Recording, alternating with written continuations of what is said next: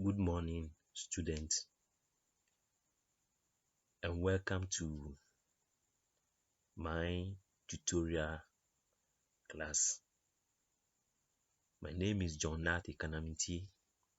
I hold a Bachelor of Education degree in Science, specifically Biology, and then a Master's of Philosophy in Parasitology, that is the study of parasitic diseases. I will be teaching you research methods applied in nursing or midwifery, and I urge all of you to subscribe to my page so that you listen to audios relating to research methods, after which you can write your comments, and then I'll come and respond appropriately. Today, let's look at our lecture 1 and episode 1. We'll be looking at the definition and concept, multidisciplinary approach to health research. These are our specific objectives. On completing this session, students would be able to 1. Explain the concept of research. 2. Discuss the ultimate goal of research. 3. Analyze the key characteristics of research. Then 4. Differentiate between nursing research and clinical nursing research. Now, the concept of research. What is research? According to Maynard, 2012, the word research is composed of 2 syllables, that is re and search. As you all know, re is a prefix meaning to do something again, to do something anew, or to repeat doing something. Whilst search is a verb meaning to examine something carefully, to explore, or to investigate. Collectively, when we pull these 2 syllables together, it forms a noun, and therefore research describes an investigative process of finding reliable solution to a problem.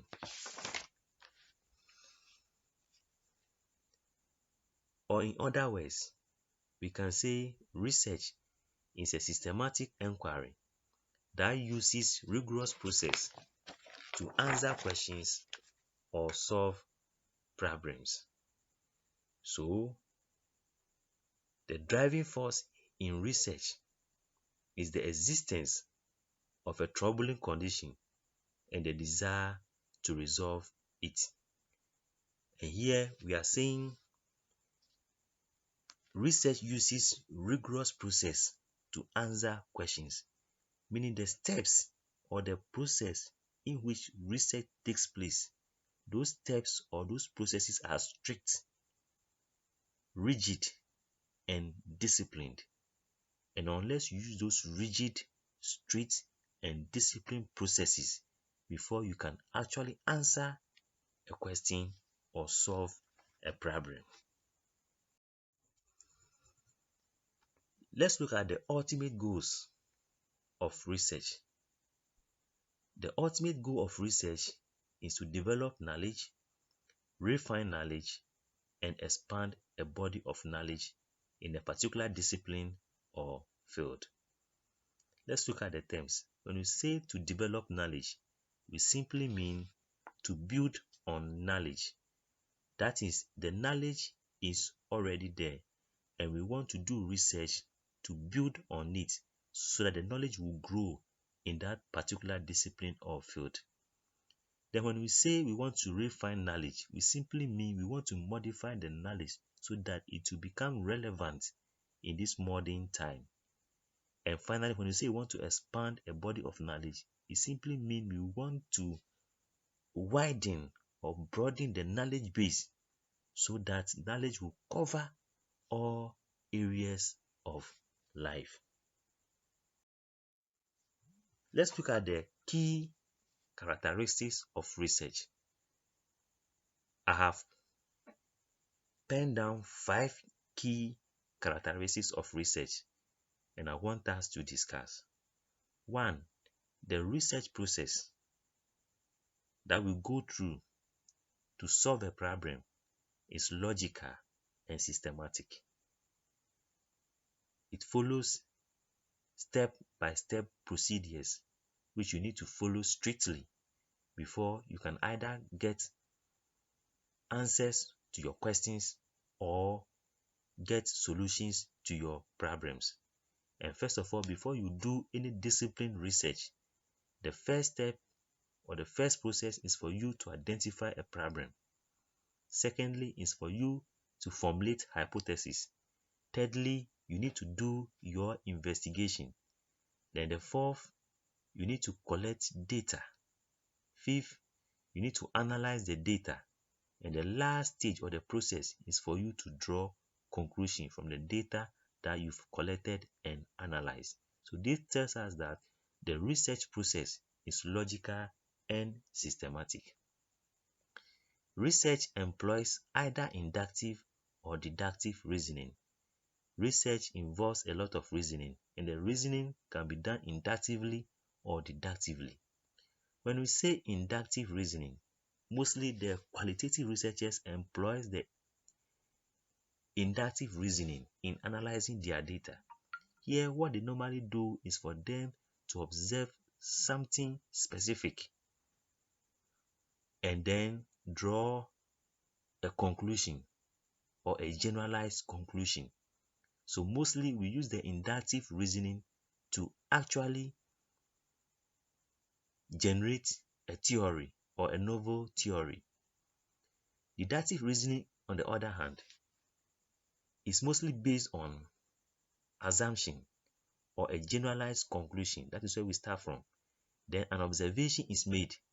Then a specific conclusion is drawn. So we normally use the deductive reasoning to actually test a theory. And this approach is mostly used by quantitative researchers. The third key characteristic is research is empirical, meaning it is analytical and evidence-based. Anything that you do in research or any findings that you normally get in research must be backed by evidence. And this is what we termed empirical. The fourth point is the findings can be generalized. And here we normally talk of quantitative studies. In quantitative study, you can actually generalize your finding. That is, if the sample is a true representative or is a true representation of the population, whatever findings you generate from the sample, you can generalize it to the whole population. And this is normally done in quantitative studies. In qualitative studies, we don't normally generalize the findings because it is more subjective. It is not objective. Then finally, or the fifth point is the methodology of research is replicable, meaning the methods that a researcher will use to conduct a research, that method should be reproduced. That is, someone can use that same method, conduct a research elsewhere and get a similar result. Therefore, the methods of research is replicable. That is, it can be reproduced and it can be followed exactly to do or to conduct a research elsewhere, and therefore similar results can be achieved. Now, let's define nursing research and clinical nursing research. Then we'll try to differentiate between the two. Nursing research is a systematic inquiry designed to develop knowledge about issues of importance to the nursing profession. So nursing research is simply to develop knowledge base for the nursing profession. But the clinical nursing research is a research designed to generate knowledge to guide nursing practice. So here we generate the knowledge, not just generating the knowledge for the profession, but it is generated to guide the nursing practice and to improve the health and quality of life of nurses clients. Importance of nursing research. 1. It provides the basis for evidence-based practice. Now, nurses are being urged to actually take clinical decisions based on evidence. And therefore, it is only research that will give the basis for evidence-based practice. And therefore, the more we do research, the more there will be evidence, and the more nurses will also read those reports, and then they can apply them in their clinical decisions. 2.